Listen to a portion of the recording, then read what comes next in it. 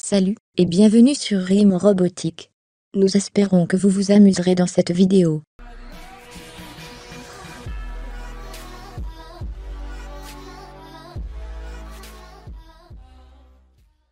Salut les amis, j'espère que vous allez bien. On se retrouve dans la vidéo d'aujourd'hui pour parler des microcontrôleurs qui sont au cœur de la technologie. Je suis sûr que vous l'avez tous remarqué, mais les machines deviennent de plus en plus intelligentes.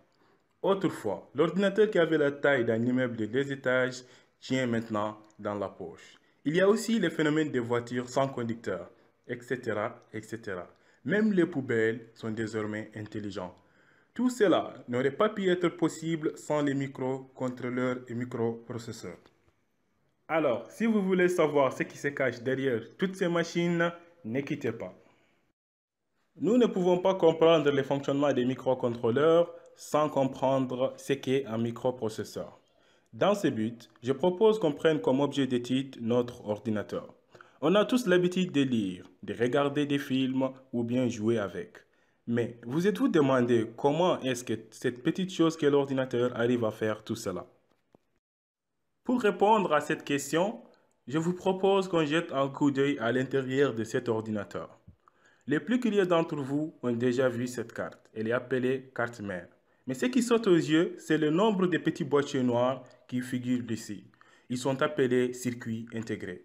Mais l'objet de notre convoitise, les microprocesseurs, se cache toujours derrière les ventilateurs, afin d'être refroidis. Mais on n'est pas arrivé si loin pour finir par ne pas voir un microprocesseur. Alors je vous le montre. Voyons voir ce qu'est un microprocesseur selon Wikipédia. Comme d'habitude, je vous donne ma propre définition des choses. Selon moi, un microprocesseur, c'est tout simplement le cerveau des machines. Maintenant que vous savez ce qu'est un microprocesseur, passons à son fonctionnement. Mais avant d'entamer le fonctionnement, laissez-moi expliquer à ceux qui ne savent pas ce qu'est un programme et une donnée. Pour cela, petite mise en situation. Disons qu'un monsieur qu'on appellera Zoro s'est perdu en voulant se rendre à une ville appelée Kaidi. N'ayant aucune idée d'où il se trouve, il décida de demander sa route. C'est alors qu'il aperçoit une femme appelée Fatou. Il s'approcha d'elle, la salia et lui demanda sa route.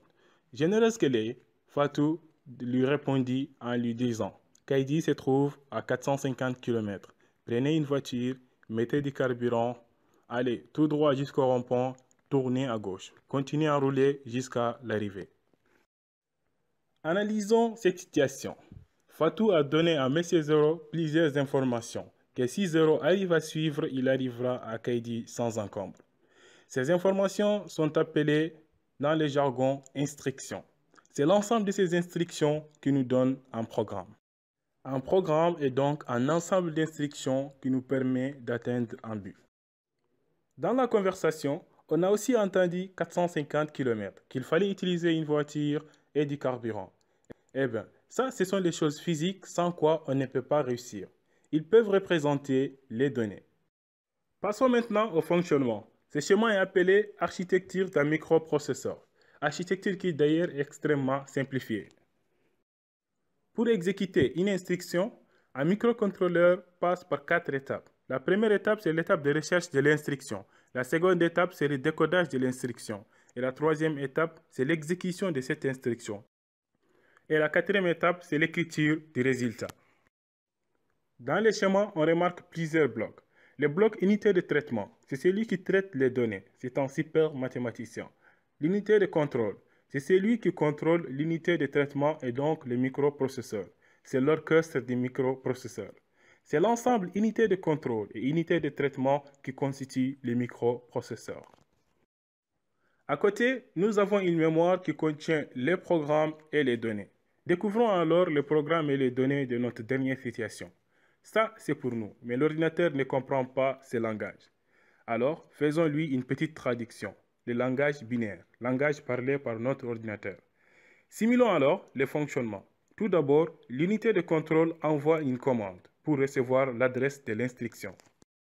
Ensuite, il décode l'instruction pour savoir quoi faire. Maintenant qu'il sait quoi faire, il s'exécute. Dans notre cas, il va aller chercher une voiture. Enfin, il nous rend les résultats. Les résultats, c'est la voiture qui est devant nous. Afin d'éclaircir davantage, exécutons notre seconde instruction.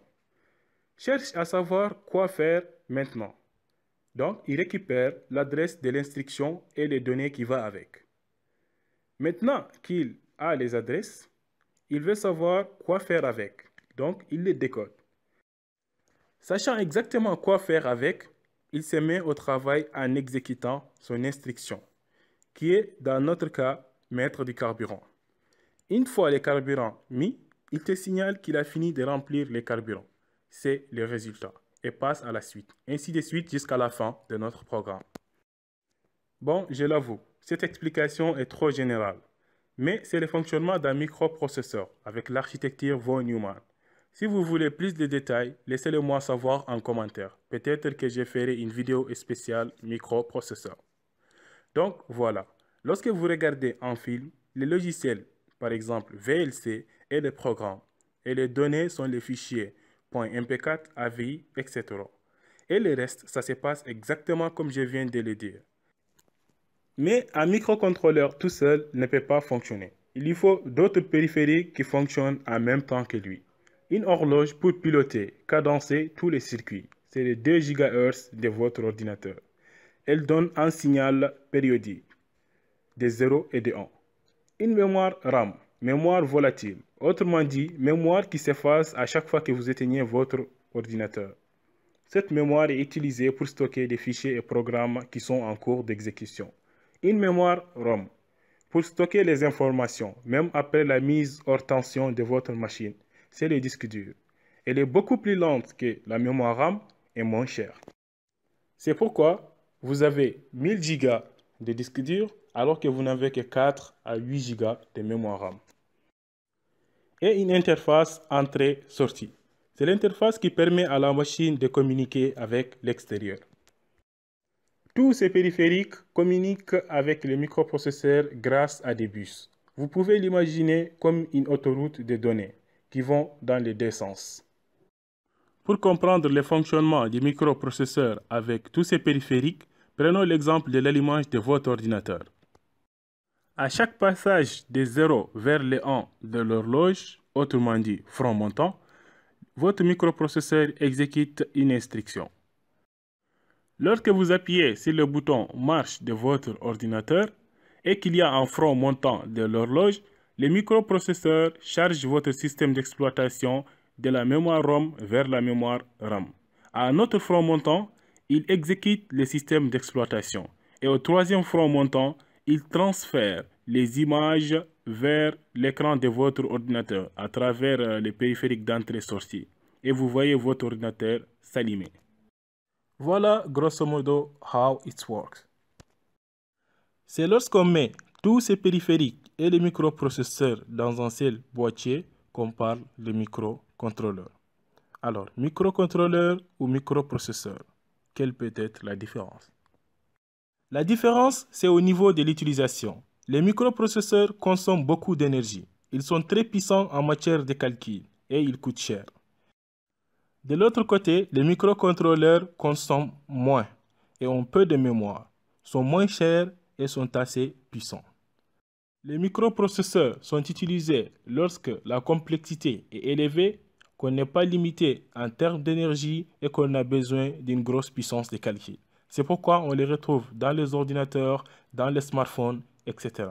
Les microcontrôleurs, quant à eux, sont utilisés dans des systèmes embarqués qui ont moins d'énergie, comme dans les robots, réfrigérateurs, calculatrices, voitures, etc., etc.